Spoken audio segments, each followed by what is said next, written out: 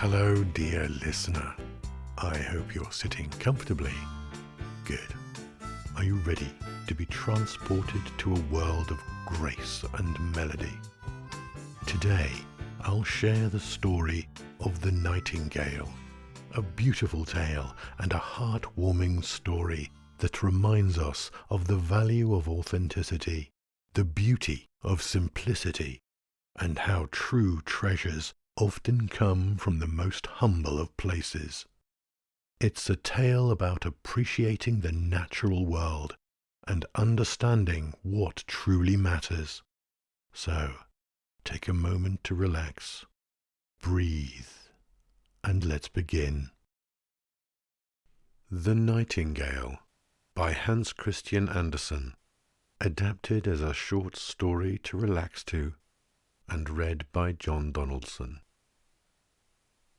Once upon a time, in a faraway land, there lived an emperor who had the most splendid palace in the world. It was made entirely of porcelain, so delicate and fragile that everyone had to be careful not to touch it too hard in case they damaged the very thin walls.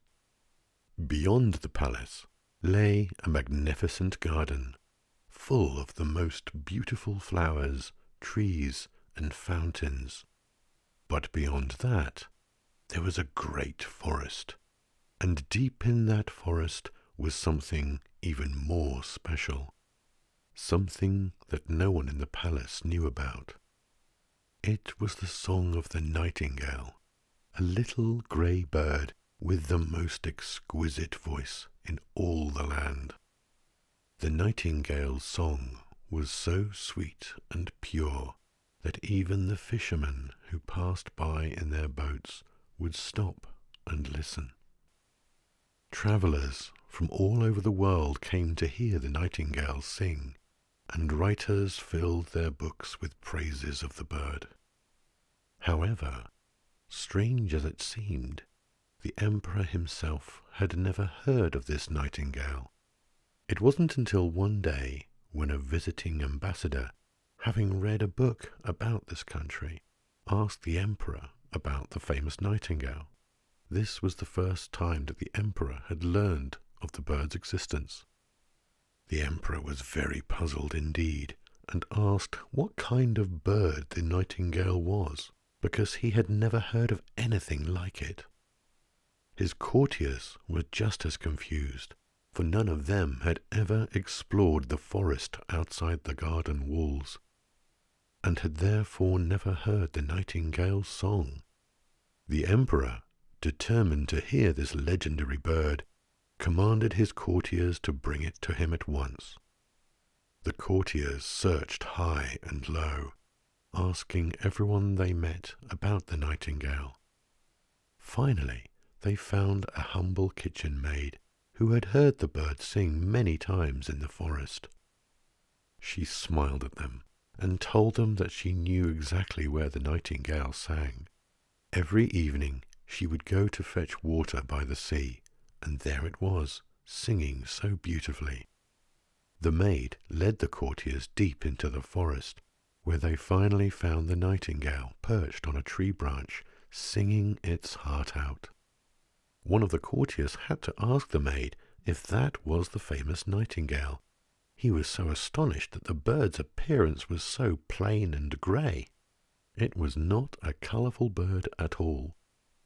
The maid laughed, and told the courtiers that this was indeed the bird that everyone was talking about. The courtiers turned to the nightingale and bowed deeply, and told the bird that the emperor had invited it to sing before him at the palace. The nightingale agreed and flew with them back to the palace. When the emperor saw the small grey bird, he was surprised, but still eager to hear its famous song.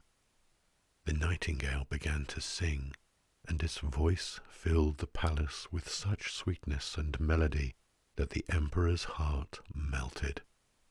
Tears of joy welled up in his eyes, and he laughed with such pleasure, clapping his hands in delight. The emperor thanked the little bird, saying that its song was more beautiful than anything in the kingdom, and he invited the nightingale to stay in the palace as the emperor's honoured guest.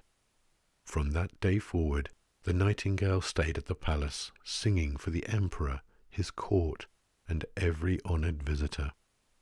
It became the emperor's most valued little friend, and the bird's song brought peace and joy to everyone who heard it. But one day, a great gift arrived at the palace.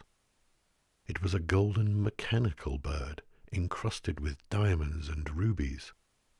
When the emperor wound it up, it sang just like the real nightingale, but with a more perfect, predictable melody. The emperor and his court were delighted with the mechanical bird, and soon they began to prefer it over the real nightingale. The emperor told the real nightingale that he could fly back to the forest, because they now had this new mechanical bird, and it sang exactly the same song perfectly every time. Feeling rejected, forgotten, and unwanted, the nightingale flew back to the forest, to the tree by the sea, leaving the palace far behind. For a time, the emperor was content with the mechanical bird. It sang the same perfect tune over and over, and everyone praised its beauty. But one day, the bird's gears began to wear out.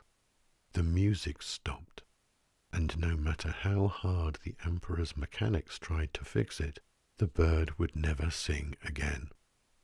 Years passed, and the emperor grew ill.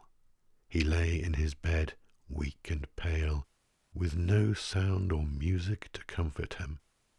He dreamed of the little nightingale, and his heart longed for the song of the real bird, but it was gone, and the mechanical one was silent. The emperor feared death was near, and as he lay alone in his room, he felt the cold, dark shadows creeping closer and closer. Then, suddenly, through the open window, the sweet sound of the nightingale's song filled the air and the emperor's bedchamber. The emperor's heart stirred and lifted as the little bird perched on the window-sill, singing the same beautiful melody he had loved so dearly. The nightingale sang of life, love, and hope. And as it sang, the shadows of death retreated from the emperor's bedside. The colour returned to his cheeks. He felt inner warmth again, and strength flowed back into his body. With tears in his eyes and in a weak voice, the emperor whispered his deepest thanks to the little bird.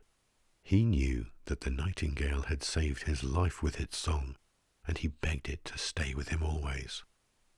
The nightingale, pausing from its song and speaking softly, explained that he did not live in palaces, but would come whenever the emperor needed him. The nightingale promised to sing to the emperor of joy, sorrow, and all the mysteries of the world. However, he also instructed the emperor to promise him one thing: never to forget that the nightingale was free. The emperor, with tears in his eyes, nodded and promised.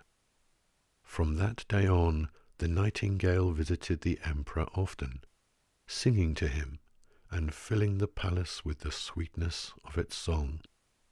Though the bird never lived within the palace walls, its melody was always with the emperor, and its music brought him wisdom, peace, and a deeper understanding of life.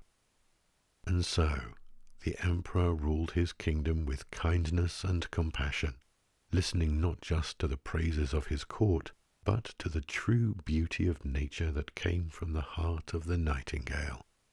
The end.